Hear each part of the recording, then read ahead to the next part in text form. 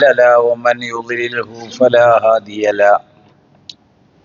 أشهد أن لا إله إلا الله وحده لا شريك له، وأشهد أن محمدا عبده ورسوله أرسله بالهدى ودين الحق ليظهره على الدين كله ولو كره المشركون. اللهم صل على محمد وعلى آل محمد كما صليت على إبراهيم وعلى آل إبراهيم. اللهم وبارك على محمد وعلى آل محمد كما باركت على إبراهيم وعلى آل إبراهيم إنك حميد مجيد. أما بعد فيا أيها الناس أوصيكم عباد الله بالتقوى الله. أعوذ بالله من الشيطان الرجيم. بسم الله الرحمن الرحيم. يا أيها الذين آمنوا اتقوا الله حق تقاته ولا تموتن إلا وأنتم مسلمون. മുഅ്മിനുകളെ, അള്ളാഹുവിന് തഖ്വ ഉള്ളവരായിരിക്കുവാൻ, ഇഹപര ജീവിത വിജയം കരസ്ഥമാക്കുന്നതിന് വേണ്ടി അള്ളാഹുവിൻ്റെ വിധിവിലക്കുകളോട് ജീവിതത്തെ ക്രമപ്പെടുത്തുവാനും ചിട്ടപ്പെടുത്തുവാനും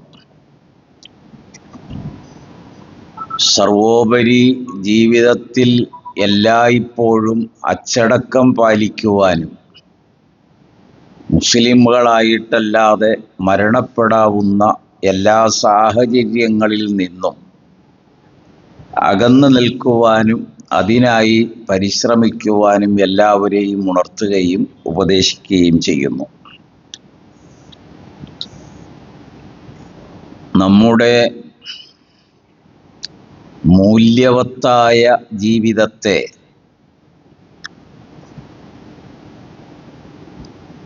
സ്വാധീനിക്കുകയും അതിനെ തകിടം മറിക്കുകയും ചെയ്യുന്ന ഒന്ന് യഥാർത്ഥത്തിൽ നമ്മുടെ ചിന്തയില്ലായ്മയല്ല, അനാവശ്യ ജീവിത സാഹചര്യങ്ങൾ നമ്മൾ സ്വീകരിക്കുന്നു എന്നതുകൊണ്ടാണ്. ഒന്നുകൂടി പറഞ്ഞാൽ, മനുഷ്യരുടെ ജീവിതത്തിനാണ് വിലയുള്ളത്. ആ ജീവിതം നന്നാക്കി തീർക്കാനും അത് നിലനിർത്തി പോകുവാനുമുള്ള പരിശ്രമം ഏറെ ശ്ലാഘനീയമാണ്. പക്ഷേ ഭൗതികതയ്ക്ക് വേണ്ടി ജീവിതത്തെ താറുമാറാക്കാൻ പാടില്ല. വിശുദ്ധ ഖുർആൻ സൂറ അൽ ഇസ്രായിൽ കുറെ നിർദ്ദേശങ്ങൾ അള്ളാഹു നൽകുന്നുണ്ട്. പ്രധാനമായും കാലങ്ങൾ പിന്നിടുന്തോറും, ഇപ്പൊ നമ്മളൊരു നൂറ്റാണ്ടിൻ്റെ ചരിത്രം പരിശോധിക്കുകയോ നാണയനിധികളുടെ മൂല്യം നാം ഒരു പുനഃപരിശോധന നടത്തുകയോ ചെയ്താൽ, ഇന്ന് നമ്മുടെ വിനിമയ നാണയത്തിൻ്റെ വില ഇടിഞ്ഞിട്ട് ആഗോള നിലവാരത്തിൽ പിടിച്ചു നിൽക്കാൻ കഴിയാത്തത്ര താഴ്ന്നുപോയ ഒരു കാലമാണ്. എന്ന് പറഞ്ഞാൽ നമ്മുടെ ജീവിത ചെലവുകൾ വളരെയധികം കൂടിയിരിക്കുന്നു. വരവ് കുറവും ചിലവുകൾ കൂടുതലുമാണ്. അത്തരം ഒരു സാഹചര്യത്തിൽ അത്യാവശ്യങ്ങളെ വേർതിരിച്ചറിയുവാനുള്ള ഒരു ശ്രമം ഉണ്ടാകണം. അനാവശ്യങ്ങളെ നമ്മൾ അടയാളപ്പെടുത്തണം. പരമാവധി ഒഴിവാക്കേണ്ട കാര്യങ്ങൾ ഒഴിവാക്കണം. എന്നിട്ട് ലഭ്യമാകുന്ന ജീവിത സൗകര്യത്തിൽ ഒതുങ്ങിക്കഴിയൽ മാത്രമല്ല, ആത്മസംതൃപ്തി അടയാൻ നമ്മുടെ മനസ്സിനെ നമ്മൾ പരിശീലിപ്പിക്കണം. അങ്ങനെ വന്നാൽ കടബാധ്യതയിൽ നിന്ന് മോചിതരായി മരണപ്പെടാൻ കഴിയും. രണ്ട്, നമ്മുടെ സ്വാതന്ത്ര്യം അത് മറ്റൊരാളുടെ മുൻപിൽ പണയപ്പെടുത്തേണ്ടി വരികയുമില്ല. മൂന്ന്, ആരുടെയും മുൻപിൽ തല കുനിക്കേണ്ടി വരില്ല. കാരണം തല ഉയർത്തിപ്പിടിച്ച് തന്നെ നടക്കാം കടബാധ്യത ഇല്ലാതെ വന്നാൽ. അതിന് ഖുർആൻ മുന്നോട്ട് വച്ചിട്ടുള്ള കുറേ നിർദ്ദേശങ്ങളിൽ ഒന്ന് സാമ്പത്തിക അച്ചടക്കം പാലിക്കാൻ ശ്രമിക്കുക എന്നതാണ്. സാമ്പത്തിക അച്ചടക്കം എന്നത് നമ്മളെല്ലാ ഹുത്തുബയിലും ജീവിതത്തിൽ അച്ചടക്കം പാലിക്കണമെന്ന് ഉണർത്താറുണ്ട്. അത് തഖ്വയുടെ അർത്ഥവിവക്ഷയിലെ ഒരു ഭാഗമാണത് ചേർക്കുന്നത്. 32 ഇടങ്ങളിൽ അള്ളാഹു ആവശ്യപ്പെട്ട ഒരു വിഷയം തഖ്വ വേണമെന്നാണല്ലോ. അതാ 32 ഇടങ്ങളിലെ പരാമർശങ്ങളുടെ വിഷയവുമായി തട്ടിച്ചു നോക്കുമ്പോൾ അതിലൊരാശയം അതാണ്: അച്ചടക്കം പാലിക്കാൻ ശീലിക്കണം. ജീവിതത്തിൽ മനുഷ്യരുടെ ജീവിത വിജയം, അത് നമ്മളെ അറിയുന്നവരോ അറിയാത്തവരോ ആകട്ടെ, നമ്മളെക്കുറിച്ച് നല്ലത് പറയാൻ എന്തുണ്ട് എന്ന് നമ്മൾ സ്വയം ചിന്തിക്കുന്നത് ഉത്തമമാണ്. ഇപ്പൊ നബിയുടെ ശത്രുക്കൾ പോലും നബിയെ കുറിച്ച് ആക്ഷേപം പറയാറുണ്ടായിരുന്നില്ല. അദ്ദേഹം നല്ലയാളായിരുന്നു, നല്ല സ്വഭാവമായിരുന്നു, വിശ്വസ്തനായിരുന്നു, നല്ല സൗമ്യതയുള്ള ആളായിരുന്നു, നല്ല പെരുമാറ്റമായിരുന്നു. ഇതൊക്കെ നബിയെക്കുറിച്ച് ശത്രുക്കൾ പറയുന്ന വാക്കാണ്. ഒന്നുകൂടി നമ്മൾ പരിശോധിച്ചാൽ കാണുന്നത് നബിക്ക് ഒരു രണ്ടാമതൊരു പേര് നൽകിയത് അവരാണ്: വിശ്വസ്തൻ.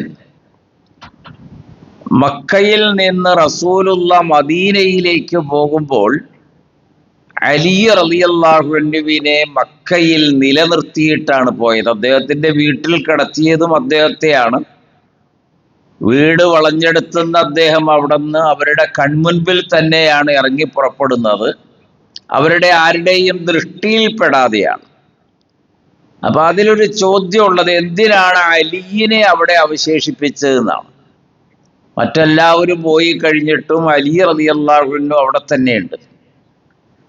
അപ്പൊ അതിൻ്റെ ഒരു മറുപടി എന്താണെന്ന് ചോദിച്ചാൽ, മക്കയിലെ ധാരാളം കുടുംബങ്ങൾ അവരുടെ സൂക്ഷിപ്പ് വസ്തുക്കൾ ഏൽപ്പിച്ചിരുന്നത് നബിയെയാണ്. നബിയിൽ വിശ്വസിച്ച് നബിയെ പിന്തുടരുന്നവരല്ല, മക്കത്ത് ജീവിക്കുന്ന ഒരുപാട് വീട്ടുകാർ, അതിൽ വിശിഷ്യ സ്ത്രീകൾ, അവരുടെ സൂക്ഷിപ്പ് ധനമൊക്കെ സൂക്ഷിക്കാൻ ഏൽപ്പിച്ചിരുന്നത് നബിയാണ്. അപ്പൊ നബി ഒരു രാത്രിയിൽ ഇവിടുന്ന് പുറപ്പെട്ടു പോയാൽ അവര് നെഞ്ചത്തടിച്ച് നിലവിളിക്കുമല്ലോ, ഞങ്ങളുടെ മുഴുവൻ സമ്പത്തും ഏൽപ്പിക്കപ്പെട്ടത് ആരെയാണോ അദ്ദേഹം രാത്രിക്ക് രാത്രി ഇവിടുന്ന് കടന്നു കളഞ്ഞു എന്നാവൂലേ.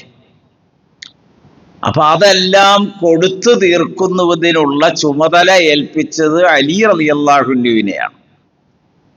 അതുകൊണ്ടാണ് എതിരാളികൾ, ശത്രുക്കൾ പോലും വിശ്വസ്തനാണ് അദ്ദേഹം. ഖുർആൻ നബിയുടെ ചില സവിശേഷതകൾ എടുത്തു പറഞ്ഞ കൂട്ടത്തിൽ വഇന്നക ലഅലാ ഖുലുഖിൻ അളീം, അതിമഹത്തായൊരു സ്വഭാവത്തിൻ്റെ ഉടമയാണ് താങ്കൾ എന്ന് അള്ളാഹു നബിയെ പരിചയപ്പെടുത്തുന്നു. അപ്പൊ നമ്മുടെ ജീവിതത്തിൽ ആരും നമ്മളെക്കുറിച്ച് ഒരു നല്ലത് പറയണമല്ലോ. പറഞ്ഞാൽ നല്ല സ്വഭാവമാണ്, നല്ല നടപടിക്രമമാണ്. നബിയെ സംബന്ധിച്ച് നബിക്ക് എതിരിൽ പറഞ്ഞ ആക്ഷേപങ്ങൾ, അനാവശ്യം, ശകാരങ്ങൾ, അക്രമങ്ങൾ, ഒരാൾക്ക് സഹിക്കാൻ കഴിയാത്ത ക്രമത്തിലുള്ള അപരാധങ്ങൾ പ്രചരിപ്പിക്കൽ, അപവാദങ്ങൾ പറയൽ, ഇതൊക്കെ ശത്രുക്കൾ ചെയ്ത കാര്യങ്ങളാണ്. അപ്പൊ നബിയുടെ ജീവിത വഴി തന്നെ ശരിയല്ല, അത് വഴിപഴച്ചു പോയി എന്ന് പറഞ്ഞപ്പോ അത് അങ്ങനെ അല്ല എന്ന് പറയാൻ ഒരു അധ്യായം അള്ളാഹു അവതരിപ്പിക്കുകയുണ്ടായി. വന്നജ്മി ഇദാ ഹവ മാ ലല്ല സാഹിബുക്കും വമാ ഗവ. അത്ര മനോഹരമായൊരു മറുപടിയാണെന്നറിയോ. മുഹമ്മദിന് പിഴവ് പറ്റിയിട്ടില്ല, അബദ്ധത്തിൽ ചാടിയിട്ടില്ല. രണ്ട്, സൂറത്തുൽ ഖലം, നൂൻ വൽ ഖലമി വമാ യസ്തുറൂൻ, അവിടെ അള്ളാഹു ഒരു മറുപടി പറഞ്ഞത് അദ്ദേഹം ഭ്രാന്തനല്ല. ഭ്രാന്തമായ എന്തെങ്കിലും ഇങ്ങനെ ഒന്നൊന്നിനോട് ബന്ധമില്ലാതെ ജനങ്ങളുടെ ഇടയിൽ പറഞ്ഞ ആശയക്കുഴപ്പം ഉണ്ടാക്കുകയല്ല, വളരെ കൃത്യതയാർന്ന ഒരാശയം ജനങ്ങളെ ബോധ്യപ്പെടുത്തുകയാണ് അദ്ദേഹം ചെയ്യുന്നത്. അദ്ദേഹം ഒരിക്കലും ബിനിഅ്മത്തി റബ്ബിക ബിമജ്നൂൻ, അദ്ദേഹം ഒരു ഭ്രാന്തനല്ല. വലിയ ഒരു കഥാകാരനോ ഭാവനയിൽ നെയ്തെടുക്കുന്ന ഒരാശയ സമ്പത്തുകൾ ജനങ്ങളുടെ ഇടയിൽ നൽകുന്ന ആളുമല്ല. അസാത്തീറുൽ അവ്വലീനല്ല, പുരാണങ്ങൾ എടുത്തുദ്ധരിക്കുകയല്ല അദ്ദേഹം ചെയ്യുന്നത്. ഇങ്ങനെ ഖുർആനിൽ നബിയുടെ സ്വഭാവ മഹിമ എടുത്തു പറയുന്നുണ്ട്. അപ്പൊ മൊത്തത്തിൽ മിത്രവും ശത്രുവും ഒരുപോലെ പറയുന്ന ഒരു കാര്യമാണ്. അദ്ദേഹം വളരെ സൗമ്യനാണ്, ശാന്തനാണ്, ക്ഷമാശീലനാണ്. അത് നബി വളർത്തിയ സഹാബികളിലും നമുക്കങ്ങനെ കാണാൻ കഴിയും. നബി വളർത്തിക്കൊണ്ടുവന്ന പരിശീലിപ്പിച്ച അസ്ഹാബിമാരുണ്ട്. നബിയുടെ ജീവിതത്തിലെ ഏറ്റവും പ്രധാനപ്പെട്ട ഒരു ദൗത്യം തർബിയത്ത് തന്നെയാണ്. തർബിയത്ത് എന്ന് പറഞ്ഞാൽ പരിശീലിപ്പിച്ചുകൊണ്ടാണ് അവരുടെ ജീവിതത്തിലെ സ്വഭാവം മാറ്റിയത്. ആത്മസംസ്കരണമല്ല, അത് ഈമാൻ നിറവേറ്റുന്ന ഒരു കാര്യമാണ്. മറ്റത് നബി അവരുടെ മുൻപിലും പുറകിലും നടക്കും, അവരുടെ കൂടെ കഴിയും, അവരുടെ കൂടെ ഇരിക്കും, അവരുടെ കൂടെ വർത്തമാനം പറയും, അവരോടൊപ്പം തമാശകൾ പറയും, അവരോടൊപ്പം പണിയെടുക്കും. അങ്ങനെ തുടങ്ങി ഒരു മനുഷ്യരുടെ എന്തെല്ലാം ഏർപ്പാടുകളുണ്ടോ അതിലെല്ലാം നബി ഇടപെടും. അപ്പൊ നബിക്ക് അവരെ തിരുത്താൻ എളുപ്പമാണ്, പറഞ്ഞിട്ട് മനസ്സിലാക്കി കൊടുക്കാൻ എളുപ്പമാണ്. അത് അമലുകൾ മുതൽ ജീവിതം വരെ. അമലുകളിൽ ഏറ്റവും ലളിതമായ ഒരു ശുദ്ധീകരണമാണ് വുളൂ. അപ്പൊ ഫത്തഹ് മക്കയുടെ അന്ന് ആളുകൾ ധൃതി പിടിച്ച അത്യാഹ്ലാദത്തിലും ആവേശത്തിലും ആയിരുന്നു. വുളൂ ചെയ്തപ്പോൾ കാല് കഴിയുന്നിടത്ത് വേണ്ടത്ര ശ്രദ്ധിച്ചില്ല. അപ്പൊ അലി റളിയല്ലാഹുവിനാണ് ഏറ്റവും വലിയ ശബ്ദമുള്ള ആള്. അദ്ദേഹത്തോട് വിളിച്ചു പറയാൻ പറഞ്ഞു, വൈലുൻ ലിൽ അഖാബ്. അപ്പൊ കാല് കഴുകുന്നത് സൂക്ഷിക്കണമെന്നാണ് ഇപ്പൊ പറഞ്ഞത്. അപ്പൊ അങ്ങനെ കാണുന്നത് തിരുത്തും. ആത്മീയ ഇബാദത്ത് അമലുകളുടെ കാര്യത്തിൽ ഒരാള് അതിവേഗം നമസ്കരിച്ചു, നബി പറഞ്ഞു നീ നമസ്കരിച്ചില്ല, വീണ്ടും എഴുന്നേറ്റ് നമസ്കരിക്കാൻ പറഞ്ഞു. എന്നിട്ട് പറഞ്ഞു അതിന് നമസ്കാരത്തിന് ചില ചിട്ടകളുണ്ട്. അതിലേറ്റവും പ്രധാനപ്പെട്ടത് ശാന്തതയാണ്, അനക്കം അടങ്ങണം. അപ്പൊ റുക്കൂയിൽ പോവുക, ഇഴ്തിദാലിൽ വരിക, വീണ്ടും സുജൂദിൽ പോവുക, എഴുന്നേറ്റിരിക്കുക, അത് അതിവേഗമാകുമ്പോൾ അനക്കമടങ്ങുക എന്ന ഒരു വ്യവസ്ഥ അവിടെ ഉണ്ടാവില്ല. തമഅ്നീനത്ത് അതുകൊണ്ടാണ് ഷാഫി മദ്ഹബിൽ ഫർളായി എണ്ണാൻ കാരണം. അപ്പൊ 14 ഫർളാവും. ശാന്തത ഉണ്ടാകണോ ഏതിലും, ഒരു നിസ്കാരത്തിലെ നൃത്തത്തിലാണെങ്കിലും റുക്കൂയിലാണെങ്കിലും ഇഴ്തിദാലിലാണെങ്കിലും സുജൂദിലാണെങ്കിലും സുജൂദിന്റെ ഇടയിലുള്ള ഇരുത്തത്തിലാണെങ്കിലും അങ്ങനെയല്ല. നബിയുടെ ഒരു സഹാബി പള്ളിയിൽ അമിതമായി ഇരിക്കുന്നത് കണ്ടപ്പോൾ, എന്ന് പറഞ്ഞാൽ സാധാരണ നിലയിൽ ദോറിന് വന്നാൽ അസറിന് പോകാറുണ്ട്, അസറിന് വന്നാൽ മഗ്രിബിനെങ്കിലും പോകണമല്ലോ. ഇത് അങ്ങനെയല്ല, കൂടുതൽ സമയം പള്ളിയിൽ തന്നെ ചെലവഴിക്കുന്നു, പള്ളിയിലാണ് ഉറങ്ങണത്. അപ്പൊ അതിനെക്കുറിച്ച് അന്വേഷിച്ചപ്പോൾ അദ്ദേഹം ഒരു ഭൗതിക തൽപരനല്ല. കുടുംബം, ഭാര്യയോടുള്ള സംസർഗം, ജീവിതം, വർത്തമാനം, സമയം ചെലവഴിക്കുക, അതൊന്നും വലിയ താല്പര്യമില്ല. പള്ളിയിലാകുമ്പോൾ ദിക്റുകളിലോ സലാത്തുകളിലോ തസ്ബീഹിലൊക്കെ ആയിട്ട് ഇഅ്തികാഫിൽ കഴിയും. അപ്പൊ നബി അദ്ദേഹത്തോട് പറഞ്ഞു, ഇങ്ങനെയൊന്നും അല്ല ജീവിക്കേണ്ടത്, ജീവിതത്തിന് എല്ലാ വശവും ഉണ്ട്. അത് നിനക്ക് നിന്നോടുള്ള ബാധ്യത പോലെ കുടുംബത്തോടുണ്ട്, ഭാര്യയോടുണ്ട്, മക്കളോടുണ്ട്, വീടിനോടുണ്ട്, സമ്പത്തിനോടുണ്ട്. അങ്ങനെ എന്തെല്ലാം ഒരാളുടെ ജീവിതത്തിലുണ്ടോ അതിനോടെല്ലാം ഇസ്ലാമിൽ ചുമതലാബോധമുണ്ട്, ബാധ്യതകളുണ്ട്, ഉത്തരവാദിത്വങ്ങളുണ്ട്. അതുകൊണ്ട് ഇവിടുന്ന് പോകണം എന്ന് അവിടുന്ന് പറയുകയുണ്ടായി. കുളിച്ച് വൃത്തിയായി മുടി ചെയ്യുകയും നല്ല ഡ്രസ്സ് ചെയ്ത് ഭംഗിയായിരിക്കേണ്ട ഒരു സ്ത്രീ എന്താ ഇപ്പൊ ഇങ്ങനെ നിൽക്കുന്നത് എന്ന് ചോദിച്ചതിന്റെ ഉത്തരത്തിലും അത് തന്നെയാണ് കണ്ടത്. അത് ആർക്ക് വേണ്ടി എന്നാണ് ആ സ്ത്രീ ചോദിച്ചൊരു ഭാര്യയാണ്. ഇത് കാണാനൊരാളില്ലെങ്കിൽ പിന്നെ അഴകുണ്ടാക്കിയിട്ട് എന്ത് കാര്യം? ഒരു വല്ലാത്ത ചോദ്യോത്തരാണ്. അബൂദർദായിനെ കുറിച്ചോ അബൂദറുൽ ഗിഫാരിയെ കുറിച്ചൊക്കെ ഈ ചരിത്രം പറയാറുണ്ട്. അപ്പോഴാണ് അള്ളാഹുവിന്റെ റസൂൽ, ഇതെല്ലാം പരസ്പരം ബന്ധിതമാണ്. ജീവിതത്തിന്റെ എല്ലാ അവസ്ഥയിലും ഒരു മനുഷ്യൻ ഇടപെടും. അവിടെയെല്ലാം നബി അവരോടൊപ്പം ജീവിച്ചു, അവരെ ഉണർത്തി, അവരെ സംസ്കരിച്ചു, അവരുടെ പോരായ്മകൾ പരിഹരിച്ചു, ആവശ്യമുള്ളത് പറഞ്ഞു കൊടുത്തു. അപ്പൊ എല്ലാ ജീവിതത്തിലും. അപ്പൊ ഞാൻ സൂചിപ്പിച്ചത്, നബിയെ സംബന്ധിച്ച് ഏറ്റവും നല്ല ഒരു സർട്ടിഫിക്കറ്റ് എന്ന് പറയാവുന്നത് ഏറ്റവും മഹിതമായൊരു സ്വഭാവമുള്ള ആള്. ഇത് പറയിപ്പിക്കാൻ നബിയുടെ അനുചരരായ നമുക്ക് ബാധ്യതയുണ്ട്. നമ്മോടൊപ്പം കഴിയുന്നവർ, അദ്ദേഹം നല്ല മനുഷ്യനാണ്.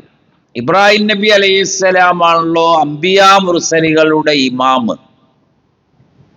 അത് അള്ളാഹു സ്ഥാപിച്ചതാണ്. ഇന്നി ജാഇലുക ലിന്നാസി ഇമാമൻ എന്നത് അള്ളാഹു അദ്ദേഹത്തിന് സ്ഥാപിച്ച ഏറ്റവും ഔന്നത്യം നിറഞ്ഞ പദവിയാണ്.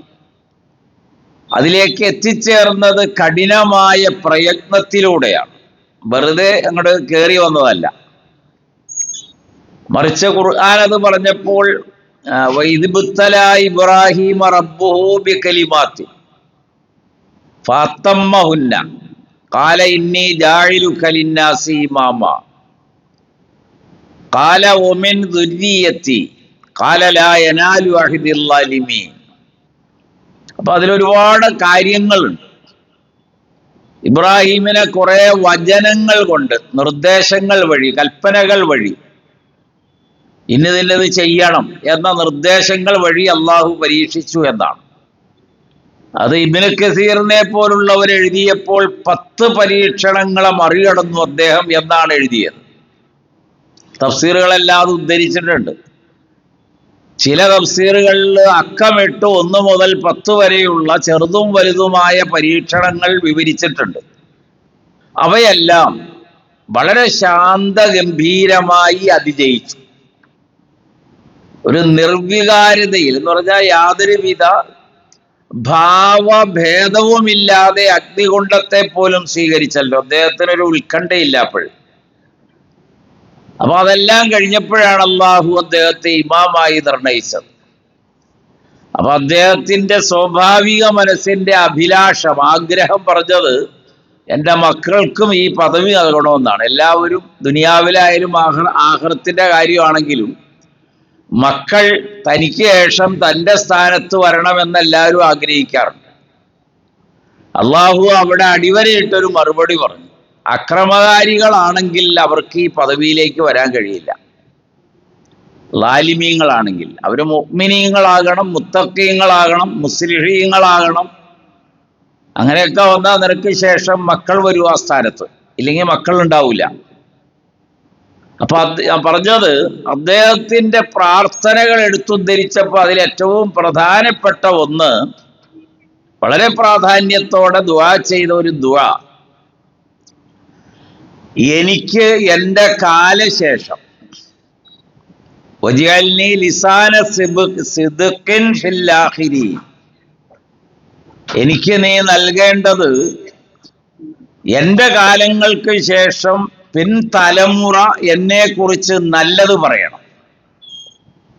അങ്ങനെ പിൻതലമുറകൾ എത്രയോ നൂറ്റാണ്ടുകളായി പറഞ്ഞാലും തീരാത്തത്ര വലിപ്പമുള്ള ഒരു ജീവിതത്തിന്റെ ഉടമയായിരുന്നു ഇബ്രാഹിം നബി അലൈഹിസ്സലാം. അതാണ് അതിൻ്റെ ഒരു പ്രത്യേകത. ഒന്നോ രണ്ടോ കാര്യമല്ല, ജീവിതത്തിൽ എങ്ങോട്ട് തിരിഞ്ഞാലും അദ്ദേഹമാണ് മുൻപിലുള്ളത്. എല്ലാ കാര്യവും എടുത്തു നോക്കുക. അത് നബിയോട് അതുകൊണ്ടാണല്ലോ അള്ളാഹു കൽപ്പിച്ചത്, ഇബ്രാഹിമിനെ നീ പിന്തുടരണം. അനിത്തബി മില്ലത്ത അബി അനിത്തബി മില്ലത്ത ഇബ്രാഹിം, നീ പിന്തുടരേണ്ടത് ഇബ്രാഹിമിന്റെ ജീവിത മാർഗങ്ങളെയാണ് എന്ന് അള്ളാഹുവിന്റെ റസൂലിനെ ഉണർത്തുകയുണ്ടായി. അപ്പൊ ഞാൻ സൂചിപ്പിച്ചത് ഒരു നല്ല സ്വഭാവം, നല്ല ജീവിത രീതി. രണ്ട്, അതിൽ അള്ളാഹു നിശ്ചയിച്ച കുറേ കാര്യങ്ങളുണ്ട്. വലാ തജ്അൽ യദക മഗ്ലൂലത്തൻ ഇലാ ഉനുഖിക് വലാ തബ്സുത്ഹാ കുല്ലൽ ബസ്ത് ഫതഖഉദ മലൂമൻ മഹ്സൂറാ. ഇതൊരു വലിയ നിർദ്ദേശമാണ്, ഒരു നിരോധനമാണ് ഇതിന്റെ പുറകിൽ. അതിലൊന്ന്, നിന്റെ പിരടിയിലേക്ക് നിന്റെ കൈകൾ ചേർത്ത് ബന്ധിക്കരുത്. നീ ആ കൈകൾ വിടർത്തുകയും ചെയ്യരുത് മുഴുവനും. രണ്ട് കൈയും പൂർണ്ണമായിട്ട് വിടർത്തുക. അങ്ങനെ വന്നാൽ നീ ആക്ഷേപാർഹനായി മാറുമെന്ന് മാത്രമല്ല, നീ പരാജിതനുമായി തീരും, ദൗർഭാഗ്യവാനായി തീരും. അപ്പൊ രണ്ട് നിർദ്ദേശമാണ് ഇവിടെ ഉള്ളത്. അതിലൊന്ന്, ഈ ദുനിയാവ് എന്നത് നമ്മളോട് ചേർത്ത് അത് ഒന്നും ചോർന്നു പോകാതെ കെട്ടിപ്പൂട്ടി സൂക്ഷിക്കുന്ന ഒരു രീതിയാണ്. പറഞ്ഞാൽ അതിനു വേണ്ടി ജീവിക്കുകയാണ്. മറുഭാഗത്ത് വലിയ സഹാവത്തുൽ കൽബാണ്. അവ എന്തോരും ഉള്ളത് മുഴുവനും അന്ന് തന്നെ തീർക്കും. അപ്പൊ 100 രൂപ കിട്ടിയാൽ വൈകുന്നേരം ആകുമ്പോൾ 100 രൂപ ബാക്കി ഉണ്ടാവില്ല, ഒന്നും ബാക്കി ഉണ്ടാവില്ല. പിറ്റേ ദിവസം പണിക്ക് പോയാലേ ജീവിക്കാൻ പറ്റൂ. അങ്ങനെ വരാൻ പാടില്ല. ഒന്നും ചെലവഴിക്കാത്ത പിശുക്ക് സ്വഭാവവും പാടില്ല, ധാരാളിത്തവും പാടില്ല. ധാരാളിത്തത്തിന്റെ ഒരു ദോഷവശം ഖുർആൻ പറഞ്ഞത്, അത് പിശാചിന്റെ സഹോദരങ്ങളുടെ നടപടിക്രമമാണ്. ഇന്നൽ മുബത്തിരീന കാനൂ യഹ്വാന ശയാത്തീൻ. അപ്പൊ അത് പൈശാചികതയാണ്. ഈ ധാരാളിത്തം കാണിക്കൽ, അമിതമായ വ്യയം ചെയ്യൽ, അമിതമായി ഉപയോഗിക്കൽ, ആവശ്യത്തിലധികം പണം ചെലവഴിക്കൽ എന്നർത്ഥം. ഓരോരുത്തരുടെയും ആവശ്യവും അനാവശ്യവും വ്യക്തിപരമായോ ജീവിതത്തിന്റെ വ്യത്യാസത്തിലോ രാജ്യങ്ങളുടെ മാറ്റത്തിലോ ഒക്കെ വരാം. അത് അവരവരുടെ മനസാക്ഷിക്ക് അനുസരിച്ചായിരിക്കണം ചെലവ് ചെയ്യൽ. അപ്പൊ നമ്മളിലൊരാൾ സൈക്കിള് വാങ്ങുന്നത് അവന്റെ ജീവിത വൃത്തിക്ക് അത് മതി, അതുകൊണ്ടാണ്. മറിച്ച് ടാറ്റയുടെ മുതലാളിക്ക് അത് പോരല്ലോ, അപ്പൊ അയാൾക്ക് കാറായിരിക്കും വേണ്ടത്. അപ്പൊ ഒരു ഉപയോഗത്തിന് വാങ്ങുന്ന പണം ചിലവഴിക്കുന്നതിൽ പോലും ആവശ്യവും അത്യാവശ്യവും പരിഗണിക്കപ്പെടേണ്ടതുണ്ട്. അത് പണം പിശുക്ക് കാണിക്കാനും പാടില്ല, ദൂർത്ത് കാണിക്കാൻ പാടില്ല, അമിതത്വം കാണിക്കരുത്, ഇസ്റാഫും കാണിക്കരുത്. റസൂലുള്ള പറഞ്ഞ പ്രസിദ്ധമായൊരു ഹദീസുണ്ട്, ഇമാം ബുഖാരിയിലും മുസ്ലിമിലും ഒക്കെ വന്നതാണ്. അതിൽ അല്ലാഹുവിന്റെ റസൂല് പറഞ്ഞു, നിനക്ക് ഇഷ്ടമുള്ള ഏത് വസ്ത്രവും ധരിക്കാം, പാറ്റേൺ ഇല്ലല്ലോ മനുഷ്യർക്ക്, ഇന്ന വസ്ത്രമേ പാടുള്ളൂ എന്നോ ഇന്ന രീതിയിൽ തയ്ക്കണമെന്നൊന്നുമില്ല, ഡ്രസ് കോഡില്ല. ആകെ ഒരൊറ്റ നിബന്ധനയുള്ളൂ, ഔറത്ത് പറയണം. അതിൽ കവിഞ്ഞ് വേറെ നിബന്ധനയൊന്നുമില്ല. അതിൻ്റെ മുകളിലേക്കുള്ളതെല്ലാം സൗന്ദര്യമാണ്. അപ്പൊ അതിനു വേണ്ടി ഇഷ്ടമുള്ള വസ്ത്രമൊക്കെ ധരിക്കാം. ഭക്ഷണവും അത് തന്നെയാണ്, ഇഷ്ടമുള്ള ഭക്ഷണമൊക്കെ കഴിക്കുക. എല്ലാ ദിവസവും വളരെ ഉയർന്ന ഒരുപാട് പണമൊക്കെ ചെലവഴിക്കുന്ന ഭക്ഷണം എത്ര വീട്ടുകാർ എത്ര ദിവസം കഴിക്കും? കൂടിയാലൊരു മാസത്തിൽ ഒരു ദിവസം കഴിക്കും. പഴയ കാലത്തൊക്കെയാണെങ്കിൽ വർഷത്തിൽ 2 പെരുന്നാളുകൾക്കാണ് വിഭവം എന്ന് പറയാവുന്ന ഭക്ഷണം കഴിച്ചിരുന്നത് കേരളീയരല്ല, മുസ്ലിമുകൾ. പിന്നെ അത് മാറിയിട്ട് 6 മാസത്തിലൊരിക്കലായി, പിന്നെ മാസത്തിലായി, പിന്നെ ആഴ്ചയിൽ വെള്ളിയാഴ്ച ജുമാ കഴിഞ്ഞിട്ടുള്ള ഭക്ഷണമാണ് ഒരല്പം നല്ല നിലയിൽ വീടുകളിൽ ഉണ്ടാക്കുക. അങ്ങനെയായിരുന്നു. ഇപ്പൊ അത് മാറിയിട്ട് 5 നേരമായി. ഇംഗ്ലീഷുകാരൻ വന്നിട്ട് 3 നേരം പഠിപ്പിച്ചത്, നമ്മളത് 5 നേരമാക്കി മാറ്റി. കാരണം 5 നേരം കൂടി കഴിക്കുമ്പോൾ 10,000 രൂപയുടെ ഒരു വീട്ടിൽ അവൻ തല കുത്തി പറഞ്ഞാൽ പോലും 1000 രൂപ ഉണ്ടാവില്ല ഒരു ദിവസം. ഇത് വളരെ ലളിതമായൊരു ഉദാഹരണം ഞാൻ സൂചിപ്പിച്ചതാണ്. പക്ഷെ നബി അന്ന് പറഞ്ഞൊരു വാചകമാണെന്ന് ഓർക്കണം. എത്ര കാലങ്ങൾക്ക് മുമ്പാ അത്. നിനക്ക് ഇഷ്ടമുള്ള ഭക്ഷണം കഴിക്കാം, നല്ല വസ്ത്രങ്ങളും ധരിക്കാം. 2 വ്യവസ്ഥകളിലാണ്. മാലം യക്കുൻ അലൈ സരിഫുൻ വ മിഹിയല. അള്ളാഹുവിന്റെ റസൂല് പറഞ്ഞ 2 പദമാണത്. അതിനൊക്കെ ഒരുപാട് അർത്ഥങ്ങളൊക്കെ ഉണ്ട്. ദൂർത്തു വരരുത്, അനാവശ്യം വരരുത്. അവിടെ നമ്മുടെ ഈ 2 കാര്യത്തിലും മനുഷ്യൻ ഉപയോഗിക്കുന്ന അനാവശ്യങ്ങൾ, അതിലെ വേസ്റ്റാക്കലുണ്ടല്ലോ ഭക്ഷണത്തിന്റെ. ഒരു ആഫ്രിക്കൻ രാജ്യത്തെ ഒരു രാജ്യത്തിന് ഒരു മാസം ജീവിക്കാം നമ്മൾ വേസ്റ്റാക്കുന്ന ഭക്ഷണത്തിന്റെ ബാലൻസ് ഉണ്ടെങ്കിൽ. അത്ര കൂടുതലാണ്, വിശിഷ്യ അറബ് ലോകം. അതുകൂടി നമ്മൾ മനസ്സിലാക്കണം ഇവിടെ വച്ച്. നമ്മുടെ വസ്ത്രസങ്കല്പം അങ്ങനെ തന്നെയാണ് എന്തായിരുന്നാലും. അപ്പൊ അതിൽ വളരെ മിതത്വം പാലിക്കണം. നബിയെ വ്യവസ്ഥ ചെയ്തത് ഒന്ന് ദൂർത്തു വരരുത്, ദൂർത്തു വരാതിരുന്നാൽ മതി.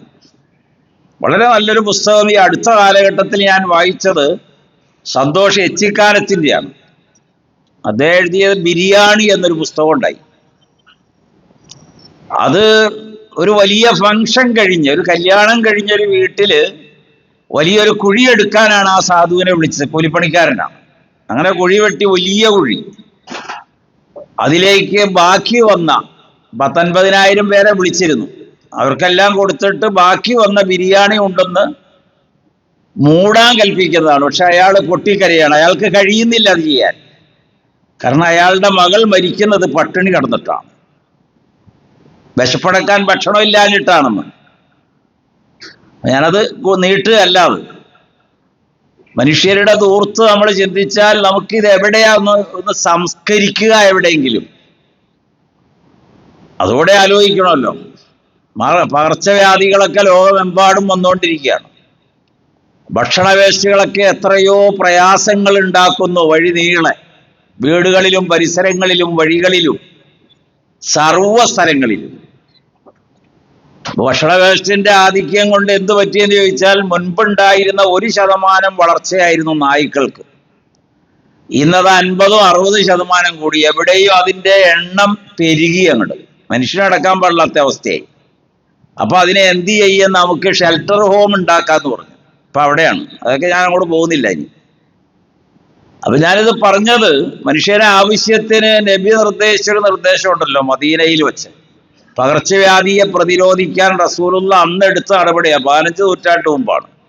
അന്ന് വൈദ്യശാസ്ത്രമൊന്നും ഇല്ലാന്ന് ഓർക്കണം. ആ കാലത്താണ് ഈ പറയുന്ന മറുപടി.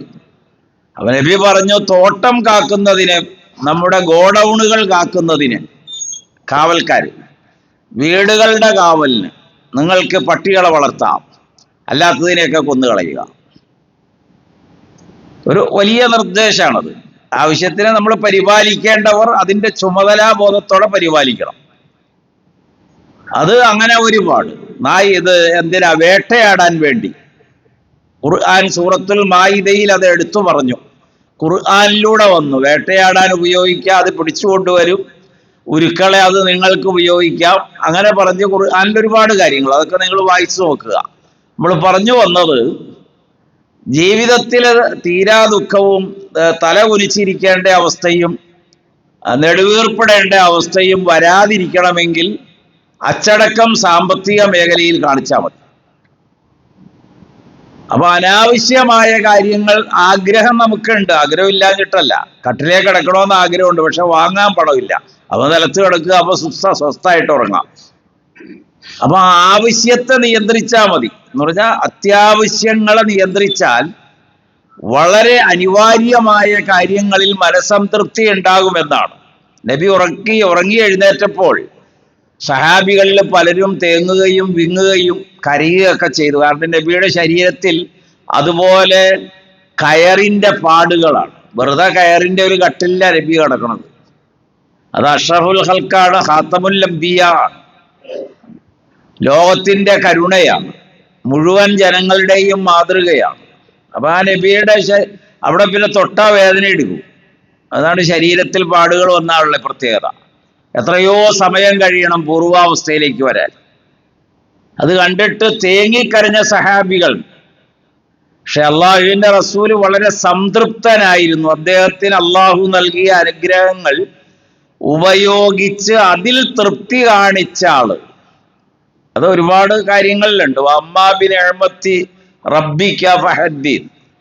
എന്തനുഗ്രഹ നബിക്ക് പറയാനുള്ളത്? 1 നുബുവത്താണ്, 2 റിസാലത്താണ്, 3 ഹുക്കുമാണ്, 4 നബിയുടെ ജീവിതത്തിൽ അള്ളാഹു നൽകിയ ഒരുപാട് ഇടപെടലുകളുണ്ട്. കുടുംബം, ഭാര്യ, മക്കൾ, അങ്ങനെ പലതും. ഇതൊക്കെയാണല്ലോ നബിക്ക് പറയാനുള്ളത്. അപ്പൊ ഞാൻ സൂചിപ്പിച്ചത്, നല്ല സ്വഭാവം, എൻ്റെ കാലശേഷം നല്ലത് ആളുകൾ പറയണം എന്നൊരു നബി പ്രാർത്ഥിക്കുമ്പോൾ ആ നബിയുടെ മില്ലത്ത് പിന്തുടരുന്ന നമ്മൾ ജീവിതകാലത്തും നല്ലത് പറയിപ്പിക്കണം. എന്നാലാണല്ലോ മരിച്ചതിന് ശേഷം നല്ലത് പറയുള്ളൂ. നല്ലത് പറയിപ്പിക്കാന്ന് പറഞ്ഞാൽ അതിന് ഒരുപാട് വഴികളുണ്ട്. അതെല്ലാം വിവരിക്കുകയൊന്നുമല്ല. നമ്മൾ വളരെ ക്ഷണികമായി പ്രതികരിക്കുന്നവരാണ്. ക്ഷണികമായി. ഇപ്പൊ നമുക്ക് ആരോടും ഒരു സ്ഥലത്ത് വച്ചും ഒന്നും ചോദിക്കാൻ പറ്റൂല. കാരണം കയർക്കും ആളുകൾ. ഏതെങ്കിലും ഒരു കാരണത്താൽ ഒരു കാര്യം ഉണർത്തണമെന്ന് വിചാരിച്ചിട്ട് അത് അങ്ങനെ അല്ലാട്ടോ, ഒന്നോടെ ഒന്ന് ശ്രദ്ധിക്കണം എന്ന് പറഞ്ഞാൽ താൻ ആരാത് പറയാൻ ചോദിക്കും. അങ്ങനെ ഉടനെ തന്നെ റൈസാകുകയാണ്. ഇന്നത്തെ മനുഷ്യരുടെ സ്വഭാവ രീതിയാണ്. അപ്പൊ അങ്ങനെയുള്ളൊരു കാലത്ത് ജീവിക്കുമ്പോൾ നമ്മൾ എത്രത്തോളം ആത്മസംയമനം പുലർത്തേണ്ടി വരും. അപ്പൊ നിശബ്ദത പുലർത്തണം. അതാണല്ലോ അതിനകത്ത് ഏറ്റവും വളരെ നല്ല മാതൃക എന്ന് പറയുന്നത് അതാണ്. രാവിലെ മുതൽ വൈകുന്നേരം വരെയും നബിയുടെ പിന്നാലെ നടന്നിട്ട് നബിയെ അനാവശ്യം വിളിക്കും. നബിയെ ശ്രമായിൽ തുർമുദി, ഇമാം തുർമുദി നബിയെ കുറിച്ച് മാത്രം പ്രതിപാദിച്ചൊരു ഹദീസിന്റെ സമാഹാരമാണത്. അപ്പൊ നബിയുടെ സ്വഭാവങ്ങൾ മാത്രം അതിനകത്ത് പറയുക. നബി അതിന് പ്രതികരിക്കാൻ പോയാൽ പിന്നെ 2 പേരിലേക്ക് ഒതുങ്ങും.